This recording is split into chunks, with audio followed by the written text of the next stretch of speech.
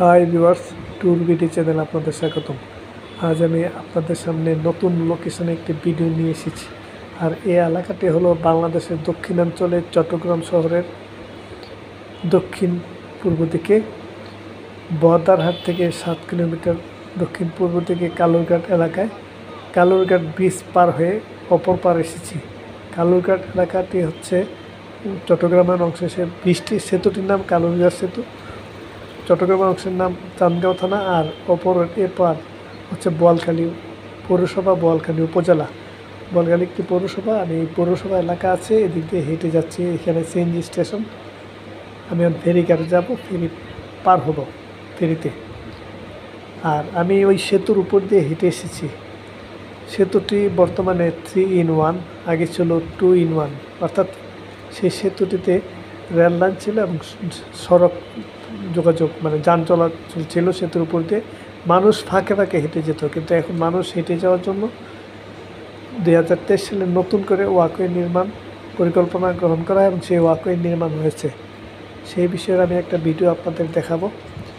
আমি এই সেতুর উপর দিয়ে হেঁটে এসেছি এই বোয়ালখালী থেকে এখন ফেরি দিয়ে অপর পার যাব।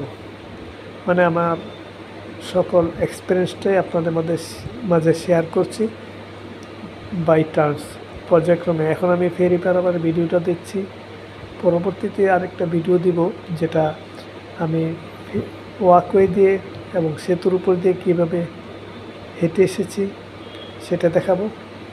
আর এখানে আমরা দেখতে পাচ্ছি কালুরঘাট ফেরি পারাপারে সাধারণ জনগণ থেকে কোনো প্রকার টোল নেওয়া হয় না। আসলে বাংলাদেশে জনগণ সরকার থেকে এরকম সেবাই আশা করে, এই জন্য সরকারকে ধন্যবাদ। তবে অনেক ক্ষেত্রে আমরা এই সুবিধা থেকে বঞ্চিত হই। জনগণ অরাজকতার কবলে পড়ে, কিন্তু কর্তৃপক্ষ বা সরকার গোয়েন্দা বাহিনী সেগুলি নিয়ন্ত্রণ করে না। আর এই ফেরি চালু হয় 2023 সালের ফেব্রুয়ারি মাসে। আর এর কারণ হলো সেতু সংস্কারের কাজ চলবে। আমরা জানি চট্টগ্রাম কক্সবাজার রেল লাইন হয়েছে, সেপ্টেম্বরে রেল চলাচল করেছিল, কিন্তু সেতুটি ঝুঁকিপূর্ণ হওয়ায় এটা সংস্কারের প্রয়োজন পড়ে। এখানে আমরা দেখতে পাচ্ছি একজন লোক মাছ ধরছে, মানুষ সেই দৃশ্য দেখছে। এই যে কালুরঘাট, এটা ফেরিঘাটের হেঁটে আসার পথ, আর ওই পাশে হচ্ছে কালুরঘাটের সেতু।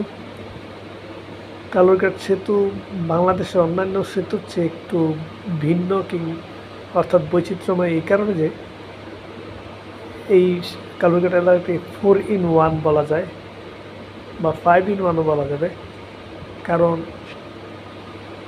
এই সেতু দিয়ে রেল লাইন আছে, সড়ক পথ আছে, আবার ওয়াকওয়ে নির্মাণ হয়েছে। সেখানে 3টি ফেরি পারাপার, কিন্তু ফেরি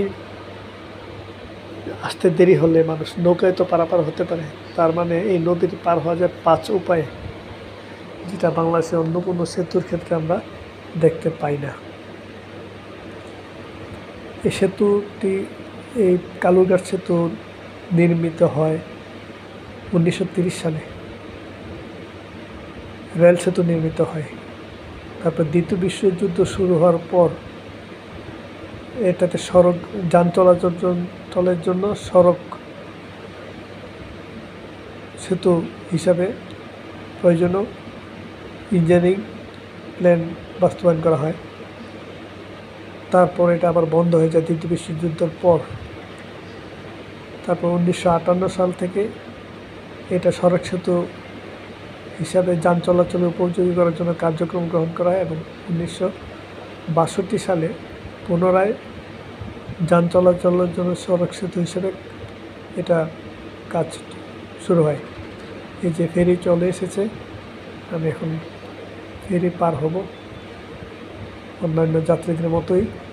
এখানে আসলে ফেরিতে নামার সময় এবং ওঠার সময় খুব সতর্ক থাকতে হবে, কারণ এখানে অনেক দুর্ঘটনা ঘটে থাকে। আমরা শুধু এই ফেরি না, বাংলাদেশের বিভিন্ন জায়গায় ফেরি পারাপারের সময় যাত্রী অনেক সময় নিচে পড়ে যায়, দুই ফেরির সংযোগের মাঝখানে চাপা পড়ে যায়, গাড়ির নিচে পড়ে যায় বা গাড়ি পড়ে যায়। বিভিন্ন ধরনের ঘটনা আমরা দেখি, তাই সতর্ক থাকা প্রয়োজন।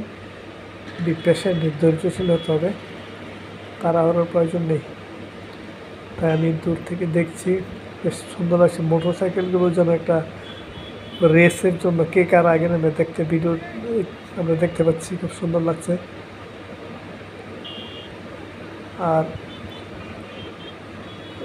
তবে আরেকটি সুসংবাদ হলো, এখানে আরেকটি সেতু হবে নতুন। সেই সেতু রেল সেতু, সড়ক সেতু দুটি হবে। এই এলাকায় কোন কোন এলাকার মানুষ এদিক দিয়ে যাতায়াত করে, যেহেতু রেল লাইন, ট্রেন তো চলবেই, তাছাড়া এই এলাকার বোয়ালখালী এবং পটিয়া অঞ্চলে কিছু অঞ্চলে মানুষ এদিক দিয়ে যাতায়াত করে। চান্দগাঁও এলাকার মানুষ, এই বোয়ালখালী এবং পটিয়া এলাকার কিছু মানুষ শহরে যায়, বেশিরভাগ মানুষ তাদের কর্মের চাকরির জন্য। আর চট্টগ্রাম অংশে কি অল্প কিছু লোক বোয়ালখালী আসে এই ফেরি পারাপার। তবে ফেরির গতি বেশ ভালো। আমি হেঁটে গিয়েছিলাম, প্রায় 15-20 মিনিট লেগেছিল, কিন্তু ফেরি চালুর উপর মাত্র 5-7 মিনিট লেগেছে। ফেরি আনলোড করতে এবং লোড করতে অবশ্য কিছু সময় নিয়ে যায়। কালুরঘাট সেতুর আমাদের এখানে একটা ব্যতিক্রম বিষয় হলো কি, অন্যান্য এলাকায় ফেরি বিলুপ্ত হচ্ছে, আর এখানে নতুন করে ফেরি চালু হলো। তবে সেতু ঠিকমতো মজবুতভাবে তৈরি করা হয়ে গেলে হয়তো ফেরি প্রয়োজন পড়বে না। তারপরও সেটা হয়তো স্ট্যান্ড বাই রাখা হতে পারে, কারণ এখনও তো একমুখী যান চলাচল, ভিড় তো থাকবেই, যানবাহনের ভিড় কিছু থাকবেই। একমুখী যেহেতু ফেরি ঘাটে এসেছে, এদিকে সন্ধ্যা প্রায় হয়ে এসেছে। এই যে আমরা দেখতে পাচ্ছি এই যে কালুরঘাট সেতু, এখানে যানবাহনের টোল দিতে হবে নির্ধারিত হারে। আমরা ইতিপূর্বে দেখেছি এই কালুরঘাট ফেরিঘাটে অনেক দুর্ঘটনা ঘটেছে, মানুষের প্রাণহানি হয়েছে। তবে এখানে জোয়ার বাটা হয়, ফলে ফেরি অনেক সময় বন্ধ থাকে অথবা পল্টন প্লাবিত হয়, ফেরি চলাচল কিছুটা ব্যাহত হয়, তখন আবার যানজট বেড়ে যায়, যাত্রীদের পথচারীদের ভোগান্তি বেড়ে যায়। তবে সেতু যখন এখানে নতুন করে সেতু নির্মাণ হবে, তখন হয়তো ফেরির প্রয়োজন আর পড়বে না এবং যানজট হবে না। সেভাবে পরিকল্পনা মাফিকই শুনেছি প্রায় 11,000 কোটি টাকার এই সেতু নির্মাণ হবে। এই জুলাই মাসের মধ্যেই এই কালুরঘাটে এই সেতু সংস্কার করে চালু করা হবে, রেল যোগাযোগ, সড়ক যোগাযোগ, আর অলরেডি ওয়াকওয়ে চালু হয়েছে। আমার পরবর্তী ভিডিওতে এই ফেরির ওয়াকওয়ে দেখাবো, নতুন যে নির্মাণ কাজ চলছে সেটা দেখাবো। কার্পেটিং হয়েছে আর কিছু কার্পেটিং হয়নি। প্রথমে মনে হবে যে কার্পেটিং হয়েছে তাই গাড়ি চললেই হয়, কিন্তু আসলে না, যে রেলের যে স্লিপার সেগুলো সমান করতে হবে, সেটা আমি খেয়াল করেছি। আর এই যে আমি ফেরি পার হয়েছি, পার হয়ে এখন এখানে কয়েক মিনিট হাঁটলেই, 3-4 মিনিট হাঁটলেই যে বহদ্দারহাট বা চট্টগ্রাম শহরে যাওয়ার বাস, সিএনজি, টেম্পো পাওয়া যায়। এখান থেকে আবার রাস্তার মাথায় যেতে হবে বা রাস্তার মাথায় অপেক্ষা করা যায়। আজ এ পর্যন্তই, ধন্যবাদ।